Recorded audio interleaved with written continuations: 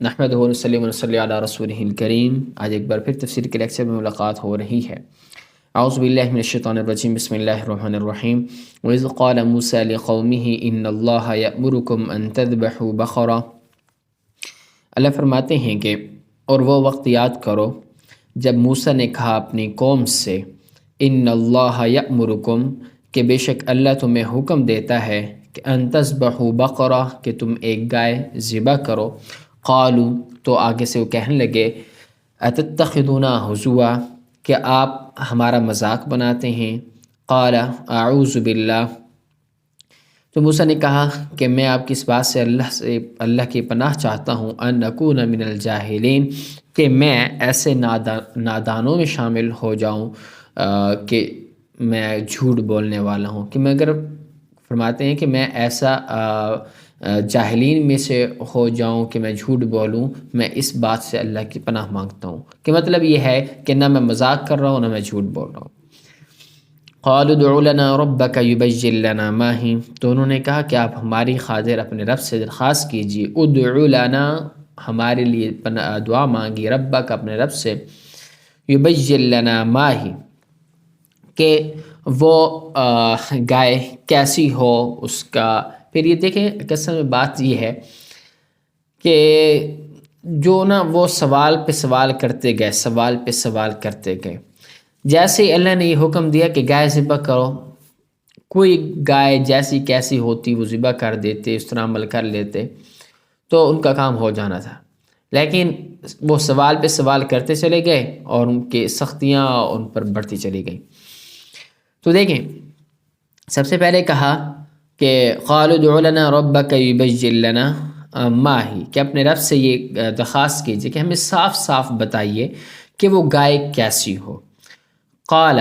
تو اس نے کہا، انه یقول، کہ بے شک اللہ فرماتا ہے کہ لا فارض ولا بکر، کہ وہ گائے ایسی ہو کہ نہ بوڑھی ہو ولا بکر، اور نہ بالکل بچی ہو، عوان بین ذالک، بلکہ دونوں کے درمیان ہو، ففعلوا ما تؤمرون، بس اب جو حکم تمہیں دیا گیا، ففعلوا، تو بس اس کو پورا کر لو۔ قالوا، تو پھر آگے سے وہ کہنے لگے، ادع لنا ربک یبین لنا ما لونها، کہ آپ اپنے اللہ سے یہ پوچھئے کہ ہمیں یہ واضح کر دے اللہ کہ ما لونها، کہ اس کا رنگ کیسا ہو۔ قال، تو موسیٰ نے کہا، انہ یقول، کہ اللہ فرماتے ہیں، انہا بقرۃ صفراء، کہ وہ جو گائے ہو نا وہ تیز زرد رنگ کی ہو، ٹھیک ہے، فاقع لونہا تسر الناظرین، جو دیکھنے والوں کا دل خوش کر دے، مطلب دیکھنے والوں کو اچھی لگے، بھلی لگے، بری نہ لگے، ٹھیک ہے۔ ایسے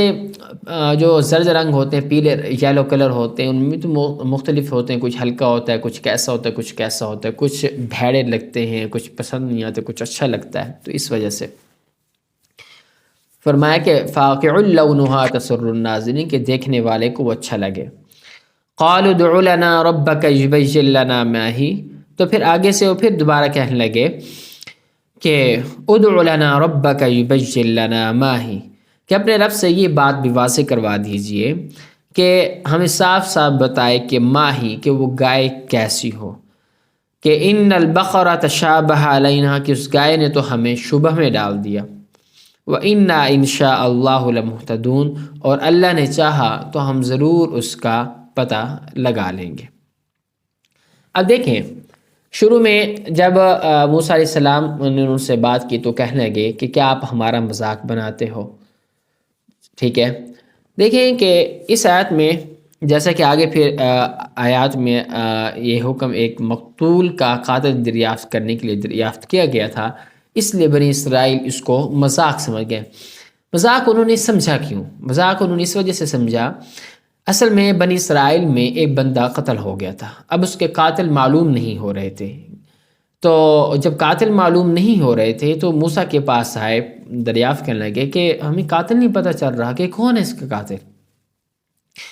تو اللہ نے اس کا طریقہ یہ بتایا کہ گائے ذبح کر کے اس کا خون لگاؤ گے مقتول پر، وہ کھڑا ہوگا اور خود بول دے گا کہ میرا قاتل یہ ہے۔ تو جب یہ بات ان سے کی تو وہ کہنے لگے کہ تم مذاق بناتے ہو ہمارے ساتھ، یہ کیسی بات ہے کہ کیسے کرو گے؟ بس پھر آگے سے وہ پھر گائے کے بارے میں سختی سوال در سوال کرنے لگ گئے، اور پھر اس طریقے سے ان گائے کے بارے میں مختلف وہ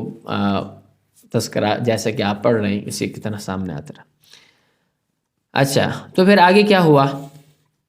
آگے انہوں نے یہ پوچھا قال انہ یقول، اچھا آخر میں پھر فرمایا نا کہ اپنے رب سے پوچھیے کہ ماہی، کہ وہ گائے کیسی ہو، کہ ہمیں تو شبہ میں ڈال دیا اس گائے نے۔ تو پھر فرمایا موسیٰ علیہ السلام نے انہ یقول انہا بقرۃ لا ذلول تثیر الارض، کہ وہ اللہ فرماتے ہیں کہ وہ گائے ایسی ہو جو کام ان بقرۃ لا ذلول، جو کام میں جت کر زمین نہ گہتی ہو، مطلب یہ ہے کہ زمین کے اندر ہل وغیرہ نہ چلاتی ہو، ولا تسقی الحرث، اور نہ کھیتی کو پانی دیتی ہو۔ پہلے دور میں یہ ہوتا نا کہ ہل وغیرہ بیلوں کے ذریعے چلاتے تھے، بھینسوں کے ذریعے اس طریقے سے، تو مطلب یہ ہے کہ اللہ فرماتے ہیں کہ وہ گائے ایسی نہ ہو جو کام کرنے والی بھی نہ ہو۔ اچھا، مسلمۃ لا شیۃ فیہا، پوری طرح صحیح سالم ہو، جس میں کوئی داغ دھبا بھی نہ ہو، مسلمۃ مکمل سالم بھی ہو، لا شیۃ فیہا اس میں کوئی داغ وغیرہ بھی نہ ہو، کوئی عیب وغیرہ بھی نہ ہو۔ قالو، تو پھر آگے سے وہ کہنے لگے الآن جئت بالحق، کہ اب تو ہمارے پاس ٹھیک ٹھیک وہ بات لے کر پہنچا ہے، اچھی طریقے سے مکمل معلومات۔ فذبحوها وما كادوا يفعلون، پس انہوں نے اس کے بعد انہوں نے ذبح کیا اس کو، ما كانوا يفعلون، اور وہ ہرگز ایسا کرنے والے تھے نہیں۔ مطلب یہ ہے کہ ہرگز ایسا کرنے والا تھے نہیں، بس چاہتے نہ چاہتے انہوں نے اس کو ذبح کر دیا۔ کیوں نہیں تھے ایسا کرنے والے؟ ان کی عادات ایسی تھی۔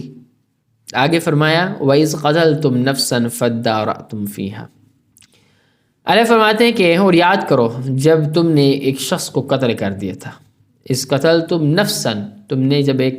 نفس کو قتل کیا تھا، فَادَّارَأْتُمْ فِيهَا، اور اس کے بعد اس کا الزام ایک دوسرے پر ڈال رہے تھے، وَاللَّهُ مُخْرِجٌ مَا كُنْتُمْ تَكْتُمُونَ،